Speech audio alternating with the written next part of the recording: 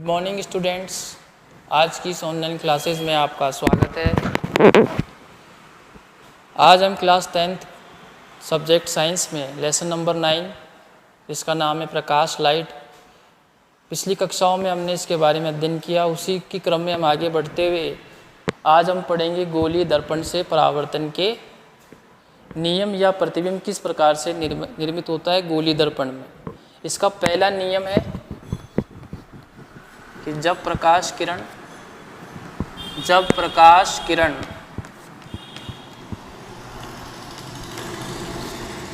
मुख्य अक्ष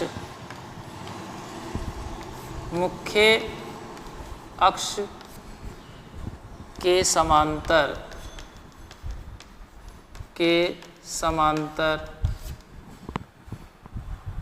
आपतित हो। पहला नियम है कि जब प्रकाश किरण मुख्य अक्ष के समांतर आपतित हो यानी दर्पण पर आपतित हो तो उसमें किस प्रकार से प्रतिबिंब निर्माण होता है। वो चित्र देखिए आप, इस तरीके से ये अवतल दर्पण है, इसकी उभरी हुई सतह पर हमने पॉलिश की है तो ये दर्पण बनता है अवतल दर्पण। कैसा दर्पण है? गोलीय अवतल दर्पण। ये मुख्य अक्ष है इसका, पिछली कक्षाओं में हमने बात की है इसके बारे में। ये इसका द्वारक है, ये इसका प्रकाशिक बिंदु है और ये मुख्य अक्ष है, और ये इसका फोकस बिंदु है और ये इसका वक्रता केंद्र। ये हम बात कर चुके हैं पिछली कक्षाओं में। अब जो नियम है वो ये पहला नियम है कि जब कोई प्रकाश किरण मुख्य अक्ष के समांतर हो, इस तरीके से आपने दो किरणें गुजारी, ये मुख्य अक्ष के समांतर है, काटेंगे नहीं है मुख्य अक्ष को, समांतर रेखाएं हैं एक तरीके से।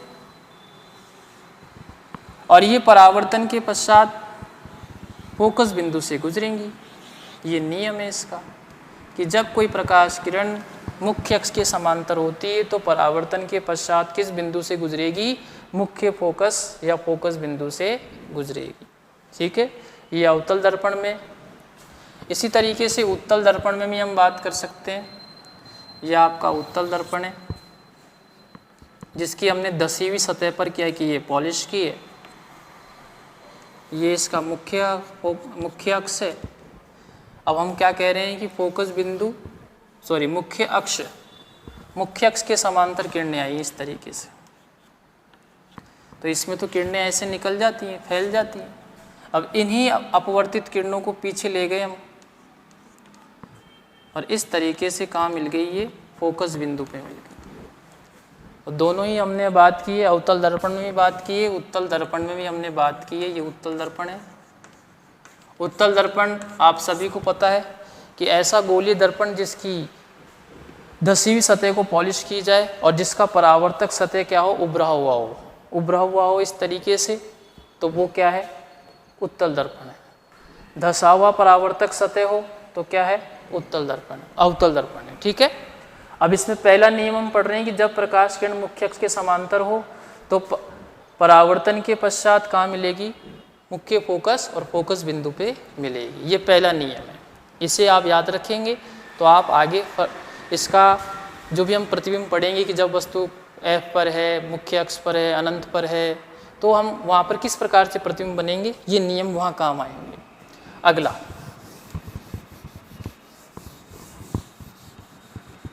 अगला देखिए आप, अगली स्थिति हम जो बात कर रहे हैं वो स्थिति देखेंगे हम, वो क्या है। दूसरा नियम हम बात कर रहे हैं कि जब प्रकाश किरण मुख्य फोकस से दर्पण पर आपतित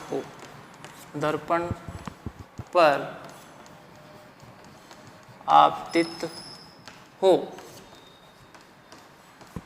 तो ये दूसरा नियम है कि जब प्रकाश किरण मुख्य फोकस से आपतित हो या मुख्य फोकस से दर्पण पर टकराए तो ये मुख्य अक्ष है, ये इसका F है, अब हम जो कह रहे हैं कि प्रकाश किरण कहाँ से आ रही है, मुख्य फोकस से आ रही है।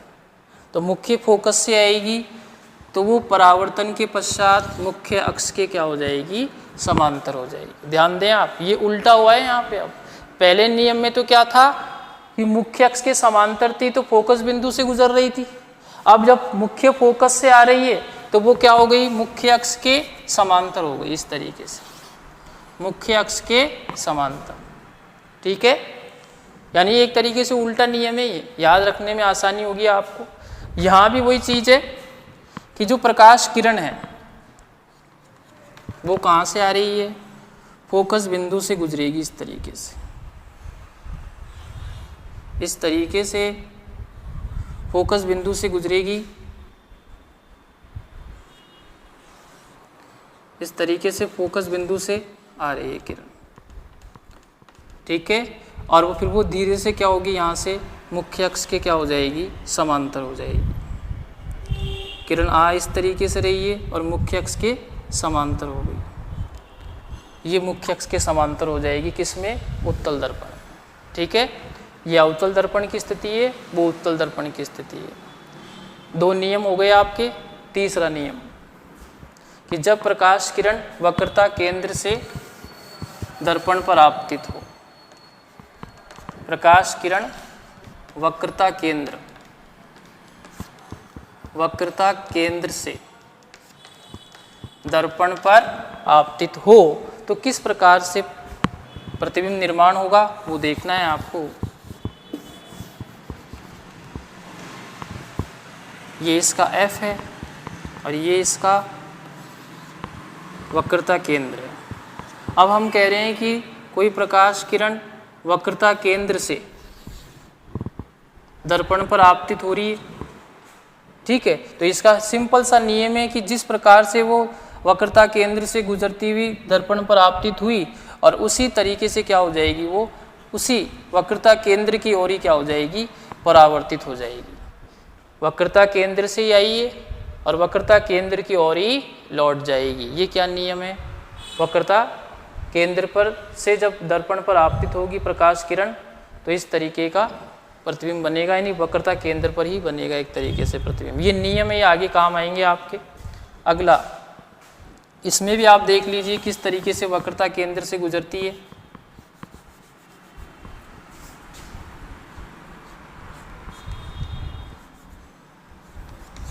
ये F है, ये उसका वक्रता केंद्र है। प्रकाश किरण वक्रता केंद्र से आ रही है इस तरीके से,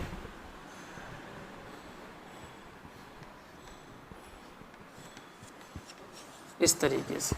तो वक्रता केंद्र से आपतित हुई और वक्रता केंद्र की ओर क्या हो जाएगी, वो लौट जाएगी। ये नियम, वक्रता केंद्र से आएगी, वक्रता केंद्र की ओर लौटेगी। वापस देख लो आप कि जब प्रकाश किरण वक्रता केंद्र से दर्पण पर आपतित होती है तो वक्रता केंद्र की ओर लौटेगी। यहाँ डैश डैश करके इसलिए बना रहे हैं कि यहाँ जो प्रतिबिंब निर्माण होंगे वो कैसे होंगे, काल्पनिक होंगे, आभासी होंगे। जबकि यहाँ हम बिल्कुल लाइनेज चल रही है बिल्कुल, इसका मतलब यहाँ जो प्रतिबिंब बनेंगे वो कैसे बनेंगे, वास्तविक बनेंगे, रियल इमेज बनेगी यहाँ पर, जबकि यहाँ रियल इमेज नहीं बनेगी, ठीक है।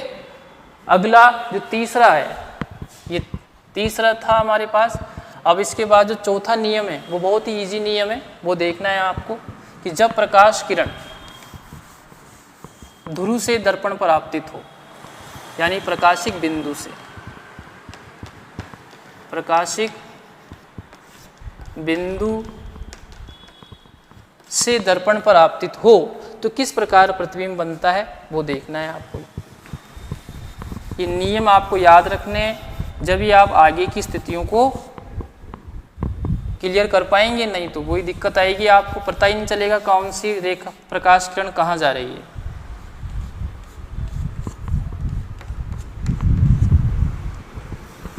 अब जो नियम है वो क्या है,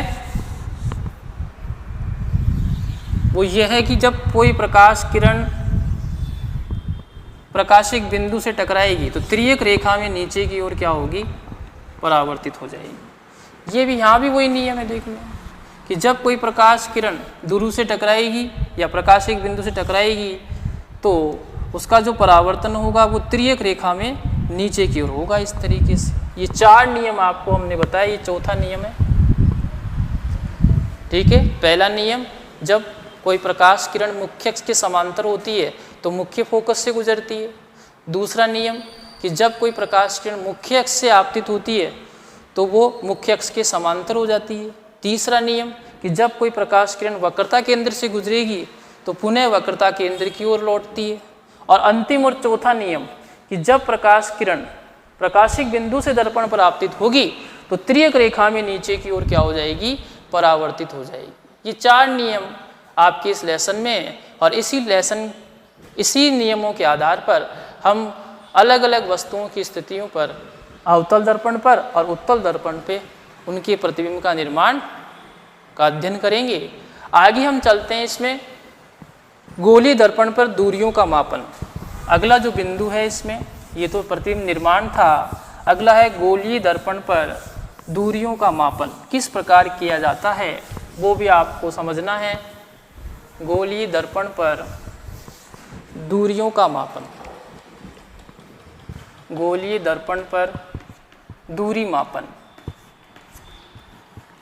एक मापन पद्धति है। इसमें वो किस तरीके से है, देखिए एक गोलीय दर्पण लेते हैं हम, जैसे ये एक दर्पण लिया हमने अवतल दर्पण, जैसे हम ग्राफ में आप देखते हैं, ग्राफ में हम अक्ष पढ़ते हैं इस तरीके से, ये वाई एक्स प्लस का होता है, ये वाई एक्स माइनस का होता है, ठीक है, ये एक्स एक्स, ठीक है, ये माइनस का होता है और ये एक्स अक्ष किस में होता है, प्लस में होता है। ये सब जानते हैं आप, मैथमेटिक्स में पढ़ते हैं ग्राफीय पद्धतियों में। वही चीज़ यहाँ है, हम उसको हम लागू करेंगे यहाँ कि इस अवतल या जो भी दर्पण है, अवतल है उत्तल है, उसको हम क्या कर दें, एक ग्राफ पर प्रदर्शित कर दें इस तरीके से, ठीक है। ये इसका मध्य बिंदु हो जाएगा, ये इसका x, ये इसका y अक्ष धनात्मक हो जाएगा, ये इसका ऋणात्मक हो जाएगा, ये प्लस और ये माइनस। उससे पहले आपको दो चार चीज़ें बतानी है आपको, वो ये है कि एक तो इसमें होता है u, एक होता है v, एक होता है इसमें f और एक इसमें होता है फोकस दूरी। फोकस दूरी की हमने बात की थी। फोकस दूरी किसे कहते हैं कि प्रकाशिक बिंदु और मुख्य फोकस के बीच की दूरी क्या कहलाती है, फोकस दूरी कहलाती है। स्मॉल f से दर्शाते हैं, ये हम बात कर चुके हैं। यहाँ पर u क्या है ये ध्यान रखना है आपको, इसको हम बोलते हैं बिंब दूरी या बिंब की दूरी, बिंब दूरी या बिंब की दूरी। बिंब का मतलब क्या है, वस्तु, ये ध्यान रखना है आपको, बिंब को हम वस्तु कहते हैं। दूसरा इसमें जो टॉपिक है वो है v, v को बोलते हैं हम प्रतिबिंब, प्रतिबिंब की दूरी, यानी v जो प्रेजेंट करता है वो प्रतिबिंब की दूरी को प्रेजेंट करता है। f सब जानते हैं मुख्य फोकस है, वैसे इसका काम यहाँ है नहीं, फिर भी आपको लिख दिया है इसे हमने। मेन चीज़ ये है फोकस दूरी। तो 3 चीज़ों पर आपको ध्यान देना है। पहला है बिंब दूरी, दूसरा है प्रतिबिंब दूरी और तीसरा है फोकस दूरी। मुख्य फोकस यहाँ इतना रिलेट नहीं करेगा, आपको ये 3 चीज़ें ध्यान रखनी है यहाँ पर।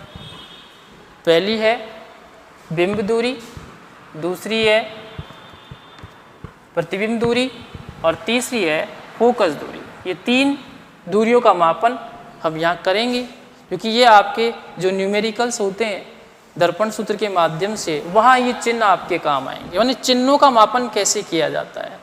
सबसे पहले हम बात करते हैं बिंब की दूरी। देखिए इसमें नियम क्या है कि कोई सा भी दर्पण हो, चाहे वो लेंस हो चाहे दर्पण हो, लेंस की भी हम आगे बात करेंगे अपवर्तन में, चाहे लेंस हो चाहे दर्पण हो, वस्तु हमेशा कहाँ रखी जाएगी, दर्पण के सामने रखी जाएगी, आगे रखी जाएगी, ठीक है। तो वस्तु कहाँ रखी जाएगी, यहाँ, यानी जो बिंब दूरी है उसका मापन इस ओर होगा और दूरियों का जो मापन होगा वो प्रकाशिक बिंदु की से ही चालू होगा, मतलब इस बिंदु से ही आप दूरियों का मापन करेंगे। वस्तु कहाँ रखी जाएगी, इस ओर। तो जो बिंब दूरी है यानी जो u है उसका मान जब आप इस बिंदु से मापेंगे तो हमेशा किस में आएगा, नेगेटिव आएगा। क्यों, क्योंकि ये किस अक्ष पर है, माइनस एक्स के अक्ष पर है, इसलिए जो भी दूरी होगी, मान लीजिए 3 सेंटीमीटर की दूरी है, 5 सेंटीमीटर की दूरी है, तो वो 5 सेंटीमीटर 3 सेंटीमीटर का जो मान होगा वो किस में आएगा, ऋणात्मक आएगा, नेगेटिव आएगा।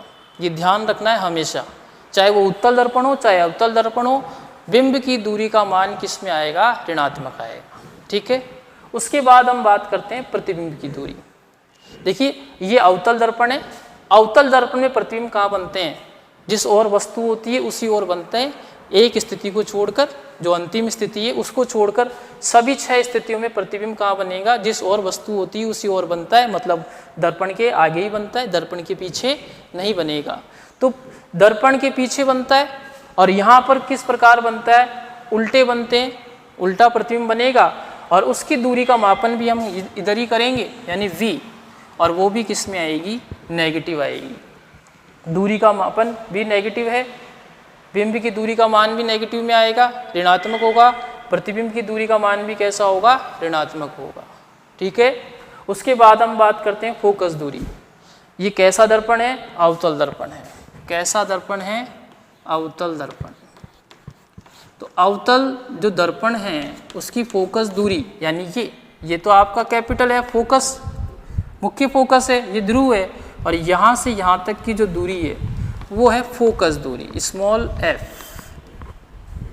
तो इस पर आप देखेंगे यहाँ दूरी मापन करेंगे तो ये किस ओर है, ऋणात्मक ओर है, तो फोकस दूरी का मान भी कैसा आएगा, नेगेटिव आएगा। ठीक है, एक यहाँ पर और होती है, वो है प्रतिबिंब की, पहला आता है बिंब की ऊंचाई, बिंब की ऊंचाई उसको हम दर्शाते हैं h से, जबकि h डैश जो होता है वो होता है प्रतिबिंब की ऊंचाई, प्रतिबिंब की ऊंचाई। तो बिंब की ऊंचाई, बिंब को हमें जो वस्तु होती है वो मुख्य अक्ष के ऊपर रखी जाती है इस तरीके से। तो अब आप यदि इसकी ऊंचाई मापेंगे तो ये किस अक्ष पे आएगी, y अक्ष पर, और कैसा अक्ष है वो पॉजिटिव है, तो यह h हमेशा किस में आएगा, प्लस में आएगा। ध्यान रखें इस बात को, बहुत ही इंपॉर्टेंट चीज़ें हैं ये आपके लिए, कि ये चिन्ह ही आपका जो भी न्यूमेरिकल क्वेश्चन है वो गलत हो जाता है इससे, कि जो h है यानी बिंब की ऊंचाई वो हमेशा किस में आएगी, पॉजिटिव में आएगी। प्रतिबिंब, अवतल दर्पण में जो प्रतिबिंब बनते हैं वो कैसे बनते हैं, अधिकांशतः कैसे बनते हैं, वास्तविक और उल्टे, और उल्टे प्रतिबिंब बनेंगे मतलब किधर बनेंगे, मुख्य अक्ष के नीचे बनेंगे, मुख्य अक्ष के नीचे बनेंगे इस तरीके से। और उल्टा प्रतिबिंब बनेगा तो उसकी दूरी तो माइनस में आएगी, लेकिन उसकी जो ऊंचाई है, हाइट है, वो किस में आएगी, जो h डैश की हम बात कर रहे हैं वो किस में आएगी, नेगेटिव में। क्यों, क्योंकि किस अक्ष पर है, y अक्ष के नेगेटिव सिरे पर है, इस तरीके से। तो इस तरीके से आप दूरी का मापन कर सकते हैं।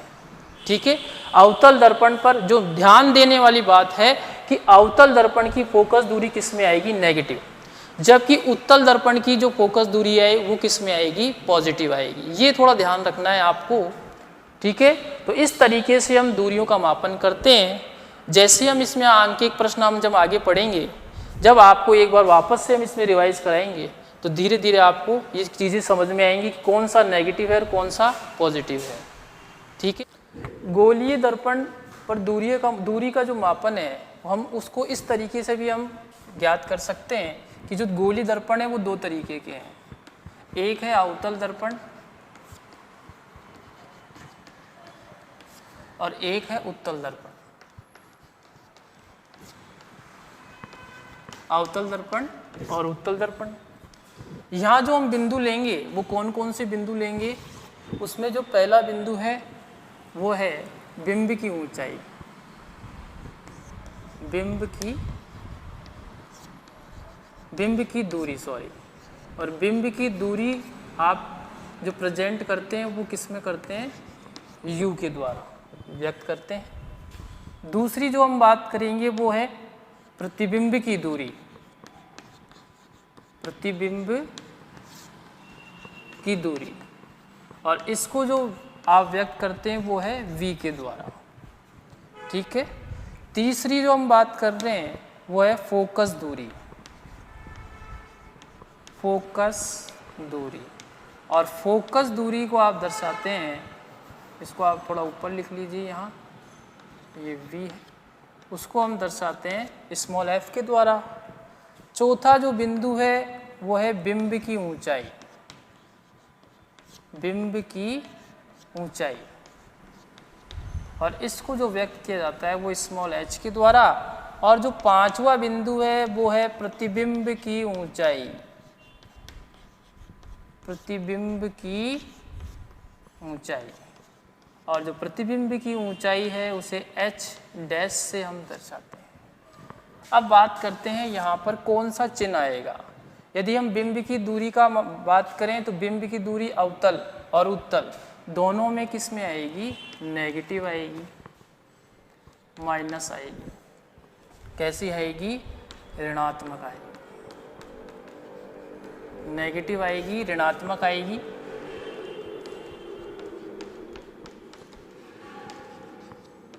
ठीक है, जो बिंब की दूरी है वो किस में आएगी साहब? नेगेटिव दूरी मापन होगा। एग्जाम्पल यदि हम बात करें कि यदि किसी वस्तु, कोई वस्तु बिंब से 10 सेंटीमीटर दूरी पर रखी हुई है, ऐसा कोई सवाल है? पूरा नहीं है, हम तो आधा ही बता रहे हैं आपको। तो आप देखेंगे वहाँ पर ये जो 10 सेंटीमीटर है वो कैसा है? -10 सेंटीमीटर है। ये आपको बताने की कोशिश की जा रही है इस तरीके से। दूसरा है प्रतिबिंब की दूरी, जो कि v के द्वारा व्यक्त की जाती है। प्रतिबिंब की दूरी, अब देखिए जो अवतल दर्पण है यहाँ पर जो प्रतिबिंब बनता है वो वास्तविक बनता है। वास्तविक प्रतिबिंब क्या होते हैं कि ऐसे प्रतिबिंब जिनको हम पर्दे पर प्राप्त कर सकते हैं वो कहलाते हैं वास्तविक प्रतिबिंब। और इनकी एक प्रकृति होती है कि जो वास्तविक प्रतिबिंब होता है वो कैसे बनते हैं? उल्टे बनते हैं। कैसे बनते हैं? उल्टे बनते हैं। तो यहाँ जो प्रतिबिंब बनेगा वो दर्पण की ओर ही बनेगा, जिस ओर वस्तु होती है उसी ओर प्रतिबिंब बनता है, एक स्थिति को छोड़कर। तो वहाँ पर यदि आप प्रतिबिंब की दूरी को मापेंगे तो वो भी किस में आएगी? नेगेटिव आएगी, ऋणात्मक आएगी। जब दर्पण के ध्रुव से उसकी दूरी का मापन होगा तो वो किस में होगा? ऋणात्मक होगा, नेगेटिव होगा। जबकि उत्तल दर्पण में जो प्रतिबिंब बनने की प्रकृति है वो कैसी है? आभासी है। और ये प्रतिबिंब जो बनता है वो बनता है दर्पण के पीछे की ओर, और दर्पण के पीछे की ओर बनता है तो इसमें जो साइन आता है वो किसका आता है? दूरी मापन में प्लस का। यानी यहाँ प्रतिबिंब की जो दूरी है वो प्लस में आती है, यानी धनात्मक होती है। कैसी होती है? धनात्मक। दो स्थितियाँ हैं, हम आगे बात करेंगे जब आपको समझ में आएगा वो दोनों स्थितियों में। फोकस दूरी इंपॉर्टेंट है, यहाँ फोकस दूरी में ही कन्फ्यूजन होता है। जब हम आंकिक प्रश्न या न्यूमेरिकल हल करते हैं वहाँ सबसे ज़्यादा कन्फ्यूजन फोकस दूरी में ही होता है, क्योंकि फोकस दूरी आप उत्तल दर्पण में इधर भी मान लेते हैं, लेकिन होती है वो उस तरफ, दर्पण के पीछे की ओर। तो फोकस दूरी अवतल दर्पण में जो फोकस दूरी का मान आएगा वो किस में आएगा? नेगेटिव आएगा, ऋणात्मक आएगा। जबकि इसमें कैसा आएगा? पॉजिटिव आएगा, धनात्मक आएगा। ये सबसे इम्पोर्टेंट चीज़ है जो हम मिस करते हैं, कई बार भूल जाते हैं इन चीज़ों को। फिर है बिंब की ऊंचाई। बिंब की ऊंचाई देखिए, जो वस्तु होती है, जो बिंब होती है वो मुख्य अक्ष के ऊपर रखी जाती है, और मुख्य अक्ष के ऊपर की ऊंचाई आप वाई अक्ष पे देखते हैं तो प्लस में आती है। तो हमेशा बिंब की ऊंचाई किस में आएगी? प्लस में आएगी। बिंब की ऊंचाई का मान किस में आएगा? प्लस में आएगा, चाहे वो धनात्मक हो, चाहे वो उत्तल दर्पण हो चाहे अवतल दर्पण हो, चाहे उत्तल दर्पण हो चाहे अवतल दर्पण हो। तो यहाँ भी किस में आएगी? बिंब की ऊंचाई धनात्मक आएगी। ये बहुत ही इम्पोर्टेंट चीज़ें हैं जो आपको समझनी है। ये इसके बारे में बात की है, ये इसके बारे में बात की है, ये इसके बारे में, और ये इसके बारे में। अंतिम चीज़ जो हम पढ़ रहे हैं वो है प्रतिबिंब की ऊंचाई, जिसको h डैश से हम व्यक्त करते हैं। प्रतिबिंब की ऊंचाई, अब देखिए यहाँ हम उत्तल दर्पण में बात कर रहे हैं, तो उत्तल दर्पण में प्रतिबिंब बन रहे हैं उल्टे। उल्टे का मतलब है मुख्य अक्ष के नीचे एक स्थिति को छोड़कर, अंतिम जो स्थिति है उसको छोड़कर यदि हम देखते हैं तो प्रतिबिंब कैसे बनते हैं? उल्टे बनते हैं, मुख्य अक्ष के नीचे बनते हैं, यानी वाई अक्ष है वो किस में? नेगेटिव है। इसलिए यहाँ प्रतिबिंब की जो ऊंचाई है वो किस में आएगी? नेगेटिव आएगी, ऋणात्मक आएगी। यहाँ इसका उल्टा हो जाता है। उत्तल दर्पण में प्रतिबिंब जो बनते हैं वो मुख्य अक्ष के ऊपर बनते हैं, इसलिए उनकी ऊंचाई का जो मापन होगा वो किस में होगा? पॉजिटिव होगा, धनात्मक होगा। पॉजिटिव होगा, धनात्मक होगा। तो इस तरीके से आप दूरियों का मापन इस तरीके से भी हम याद कर सकते हैं। अब आप यहाँ देखेंगे अवतल दर्पण में सिर्फ और सिर्फ बिंब की ऊंचाई धनात्मक है।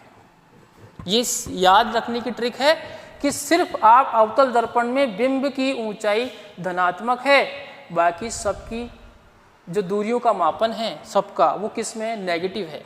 तो आपको एक चीज़ याद रखनी है कि बिंब की ऊंचाई किस में है? पॉजिटिव में आएगी। तो दूरी का मापन होगा ऊंचाई में कि 3 सेंटीमीटर ऊंचा है कि 2 सेंटीमीटर ऊंची है बिंब, तो वो आपको ध्यान रखना है, वो प्लस में, बाकी सब नेगेटिव। इधर चलें आप तो आप देखेंगे कि 4 चीज़ें किस में? धनात्मक है, पॉजिटिव है, जबकि एक चीज़ कैसी है? ऋणात्मक है, वो है बिंब की दूरी। ध्यान रखने वाली बात है कि बिंब की दूरी यहाँ ऋणात्मक में है और यहाँ बिंब की ऊंचाई पॉजिटिव में है। तो ये दोनों चीज़ इस तरीके से आप याद रख सकते हैं, बाकी अन्य चीज़ें आपको याद हो जाएंगी। इस तरीके से आप गोलीय दर्पण की दूरी मापन को आप पढ़ सकते हैं, याद कर सकते हैं, समझ सकते हैं। अगली कक्षाओं में हम गोलीय दर्पण से प्रतिबिंब निर्माण जो अलग अलग वस्तु अलग अलग दूरियों पर है, अनंत पर है, अनंत और फोकस दूरी के बीच में, इस तरीके की हम चर्चा करेंगे, अध्ययन करेंगे। धन्यवाद। जय।